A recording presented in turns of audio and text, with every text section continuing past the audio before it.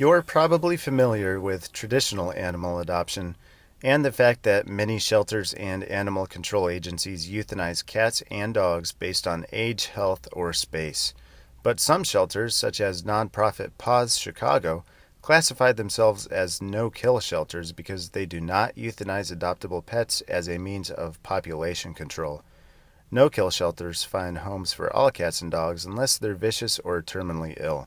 How do they do this? We visited Chicago to find out. You really approach it from two perspectives. Number one is have access to low-cost targeted spay-neuter, and that's ultimately going to prevent the intake of puppies and kittens and cats, dogs into animal care and control. So that is just spay-neuter, spay-neuter, spay-neuter is such a huge focus of no-kill.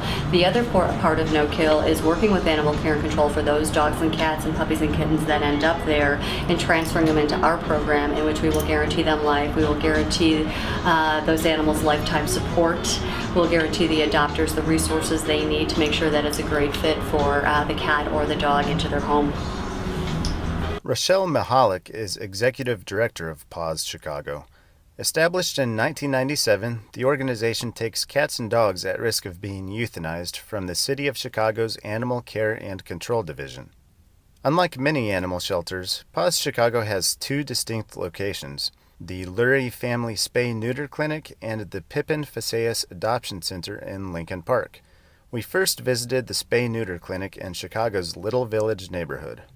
Well, welcome to our spay-neuter clinic. It's the Lurie Family Spay-Neuter Clinic, and we're very excited this year. We're on schedule to do over 15,000 surgeries, and we provide free spay-neuter for people on public assistance in Chicago and very low-cost spay-neuter for other people.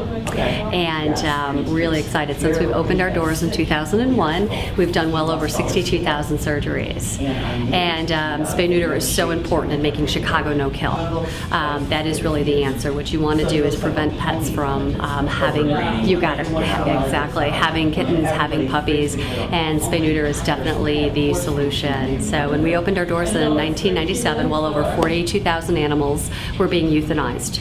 And people did not know that, and it was what was called the silent killing here in Chicago. And we've got the Lurie Family Spay-Neuter Clinic, which is a really key part of bringing those numbers down. And as of last year, that number's under 20,000. Well, we're actually well under 19,000. Okay. So we feel that we're probably about 3 to 5 years away from making Chicago no-kill. On any given day, we'll do anywhere from 65 to 90 surgeries. And we also do feral cats. We also spay and neuter feral cats. Those are the cats that you've seen in the cages. Okay. And everybody checks in, they're seen by the vet, and then they go in and have their surgery, and at the end of the day, everybody goes home. Cats and dogs from Chicago Animal Care and Control make their first stop at the Spay-Neuter Clinic's Intake Center. They're checked out by a vet, vaccinated, spayed or neutered, microchipped, and if they're sick, kept in isolation rooms with their own air system in order to prevent the spread of disease. So these are the cats that actually have colds and are on medication. And we will be nursing them back to health, and as soon as they get the clear from the doctor, they'll be going up to the adoption center. The only time we would euthanize is if the prognosis of the treatment was less than great or poor. And you can see, like, this guy right down here has an ulcer in his eye, so he's scheduled to have that ulcer removed. This is what's really one of the major delineations or defining factors of no-kill, is the fact that we do treat for all medical. Like I said, we will provide them with many medical attention that they need, and then we'll get them ready to find their forever homes. At the Spay-Neuter Clinic, dogs also go through temperament and personality testing. We watched intake and admissions manager Kira Robson take Connor, a yellow lab mix, through the Meet Your Match assessment developed by the American Society for the Prevention of Cruelty to Animals, or ASPCA. The test aims to match a dog's and potential adopters' personalities by fitting each into a color-coded personality group. He actually just came in, so he's going to get his Meet Your Match personality assessment. He's already had his temperament test to be admitted into the program. So he'll get this assessment. He'll be seen by the vet today, get his microchip and all his shots that he needs. And then within the next day or so after that, as long as the vet deems him healthy, he'll go straight up to our adoption center. Okay, so I think Connor feels pretty comfortable with this room, so we'll start the play evaluation. Connor! You want to play Can you see it? Go, boy, go get it.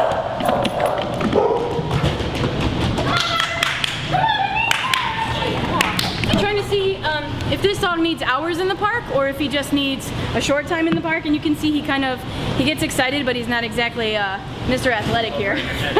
At the end of the evaluation, there's an overall manners assessment.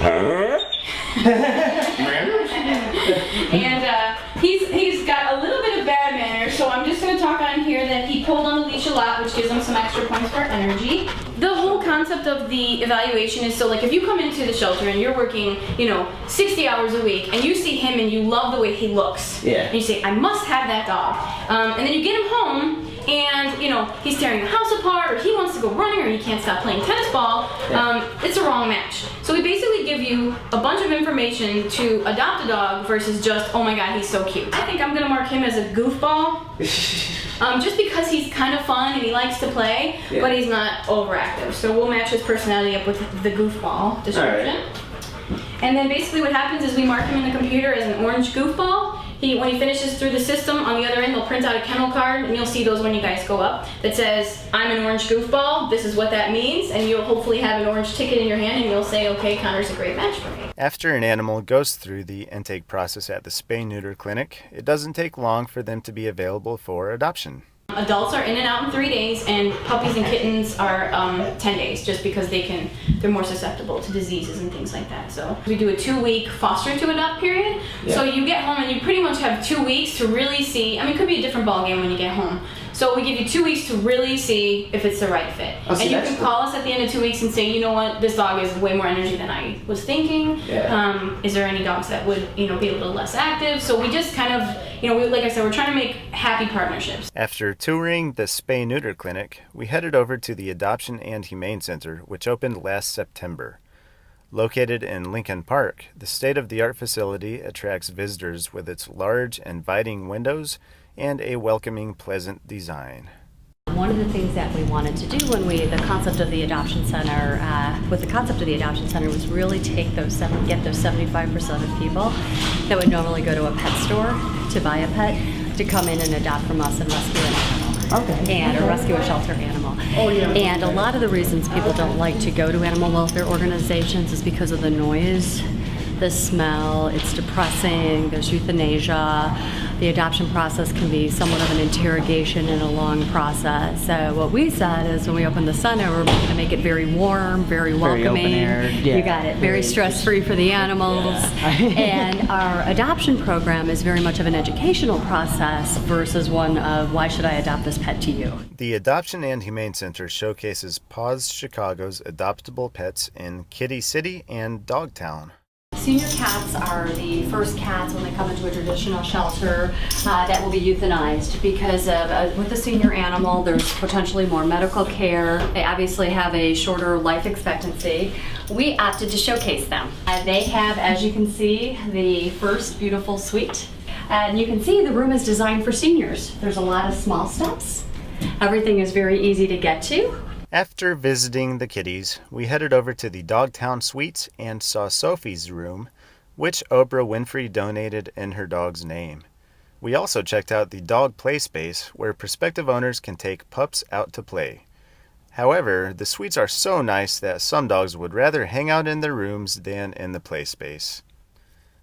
Mahalik says PAWS Chicago plans to find homes for more than 3,000 animals that were transferred from animal control this year. For more about PAWS Chicago and other pet resources, and to let us know what you thought about this episode, go to angieslistpodcasts.com. On a different note, we'd like to know, how does your garden grow?